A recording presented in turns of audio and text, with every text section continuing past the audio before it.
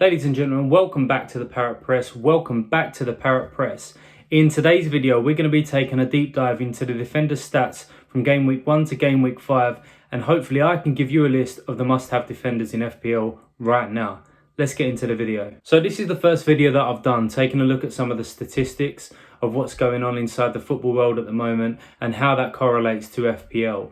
And a lot of people use expected goals, expected assists and goal involvement and all those good things. However, I just like looking at a number as to what they've done, to the shots that they've had on target, or to the shots that they've had in the box, those sort of things.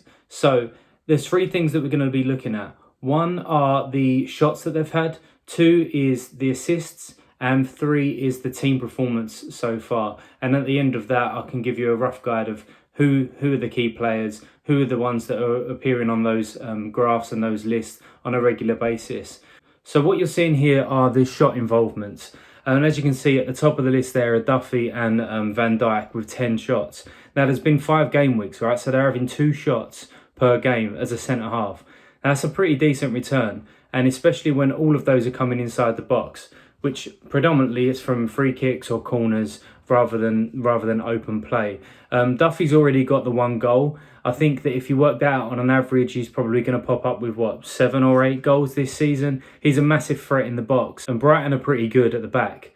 So it's no shock to see that he's at the top of the list in terms of shots as well, being how aggressive that he is when he goes up for those set pieces. Alonso is one to take a look at as well. So he's had 9 shots. 33% of those have been on target and 66% of those have been in the box. Considering that he takes some set pieces, you can tell that he's pushing into the box and he's having shots on a regular basis, really, as a left back for Chelsea. So he's one that's no surprise to anybody. We know that he's having a good season so far, and he's higher up on that list. At the bottom there is Trent. So Trent has only played 4 games, so he's averaging again two shots a game. He's had 3 on target, which is joint with Alonso in terms of shots on target, and 3 of those have been inside the box, but he's yet to score. But obviously Trent is a massive threat from assists, and feel free to pause the video and take a look at this in a bit more detail, but let's move on to the assists. As I was saying there, Trent is a massive threat from open play and from set pieces. He's already created 20 chances, and considering that he's only had 4 game weeks, that's 5 a game. He's had 41 crosses, and he's the most successful crosser of the ball by having 37% there, and he's had 69 passes in the final third. So that's no surprise, as the likes of Liverpool, Chelsea, Manchester City, Man United, they all play high in the opposition's half. So the fullbacks are high as well. So as I said, that's no surprise, and he's already popped up with 2 assists. One surprise on there is Richie. Now, I know that he does take corners, so the crosses are taking into account, 20 corners that he's had, or that might be some free kicks as well. But he's had 16 crosses from open play, which is just below Trent.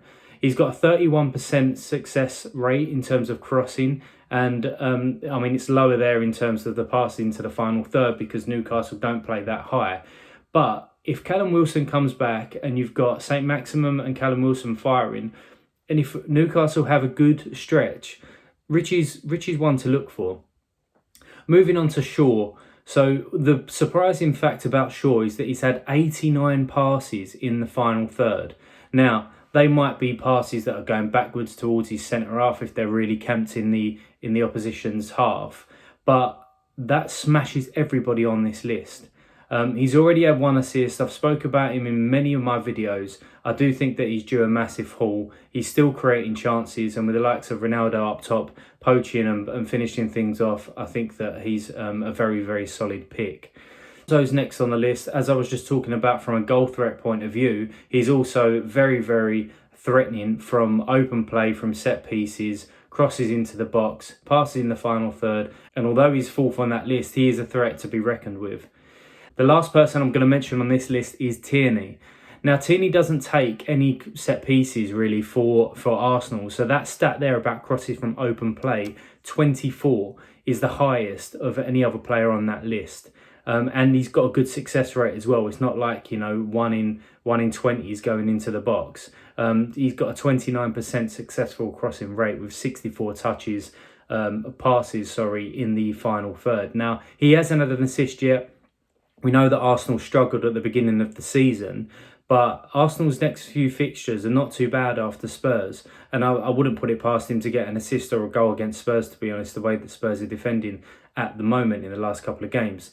But he's definitely one to watch. But let's move on to the team performance so far in terms of clean sheets. So on this list, we've got Chelsea, Liverpool and Manchester City at the top with 4 clean sheets out of 5 games. They've only conceded 1 goal and they're scoring a high amount of goals as well. So when you take into account the players that I've mentioned before and the players that play for those sides, obviously they're going to be a good pick. Obviously they're going to score well in fantasy. But the surprising one there is Arsenal. So yes, we've played 5 games. They've only had 2 clean sheets. Considering that they started really, really bad, I think they're one to watch. Tottenham's there, but I think you can ignore them at the moment. The 3 clean sheets coming in the first 3 games when Spurs won 1-0. But apart from that, they've been pretty shocking and there's no defender that's standing out in terms of creating chances or shots in the box at the moment. But one that I think you really need to take a look at is Brighton. And overall, I think that Brighton are quite solid at the back. They've got a good goalkeeper. They've got some good defenders there. Ones that are willing to put their body in front of any shot that comes into the box, put their head on anything and clear things. And I always like a Brighton goalkeeper or a Brighton defender in my fantasy team. So taking all of that into consideration, when we look at the shots, we look at the creation and we look at the team performance so far, who are the must-have defenders in my opinion? Let's take a look. So I've selected 5 here. Alonso, if he's the nailed left back at Chelsea, he is a must-have in FPL. He creates chances, as I said. He scores goals. He takes set pieces. And Chelsea defensively are fantastic this year. So he is definitely number 1 on the list. Then you've got Luke Shaw. As I said, his figures look good as well, and he's definitely due a haul. If Manchester United start getting a few clean sheets, he's going to be in a chance with getting the clean sheets, the assists, and he's got some touches inside the box as well. So expect Shaw to score some good points in the weeks to come. The other one there, it's an obvious one. He's now 7.6, I think, in the game, and that's Trent. He is an absolute animal from open play, from set pieces. He is a goal scorer. He is an assister. He is everything. And Liverpool, again, with Virgil van Dijk back this year, they are going to be very, very solid and going to be having many, many clean sheets. I think that he's a must-have. And if you haven't got him, you might want to think about that wild card. You might want to get him in because the next few games that he's got are very, very good for Liverpool, and I expect him to score many, many points. The other 2 there are Duffy and Tierney. So starting with Duffy, as I said, I like Brighton defence, and he is an animal in the box. He's very, very, very aggressive. He gets on the end of things, and if he keeps up his current stats, he's going to be looking at about 7 goals this year. And I don't think that that's unrealistic for him, to be quite honest. He scores for Ireland as well, and at a price point, I think he's now 4.3. Again, if you're wildcarding, he's a good enabler because he started every game. And with Dan Burn only just coming back and I think Adam Webster injured, I think that he's a great asset in FPL and I think that he's going to score points. And lastly there is Tierney. As I said, Arsenal have had a change of form in the last couple of weeks. And with him getting consistently up the touchline and whipping balls in, it's only a matter of time before he starts getting assists. If Aubameyang, Lacazette and Odegaard, etc. start finishing things off when they're getting in the box. I think that he's a great asset. He's at a good price point. He's quite cheap. And he's definitely one to watch. So if I had to rank these in order in terms of if I was wildcarding and I only could pick 1, then it would be Trent. If I could pick 2, it'd probably be Trent and Alonso. Then I'd go down to Shaw. Then I'd go to Duffy as that price enabler. And then I'd go to Tierney. I think the only concern that you've got out of these 5 players is Alonso's playing time. But as I said, if he is nailed as the Chelsea left back, from a clean sheet point of view and going forward, he is an absolute must. I think he went up this morning to 5.8. He's probably the best Chelsea option at the moment. I know Rudiger and Thiago Silva scored last week, but the positions that this guy finds himself in as a fullback or a left wing back is ridiculous. And that's only going to continue if he starts playing week in and week out and 90 minutes after 90 minutes. So there you have it. They are my must-have defenders. The data's come from Fantasy Football Scouts, so credit to you guys. If you like the video, hit that like button. If you're new around here, hit the subscribe button as well so you don't miss a video. And leave a comment down below as to anybody that I've missed or anybody that's already in your team or you're thinking about getting in as well. And I'll catch you on the next one. Take care.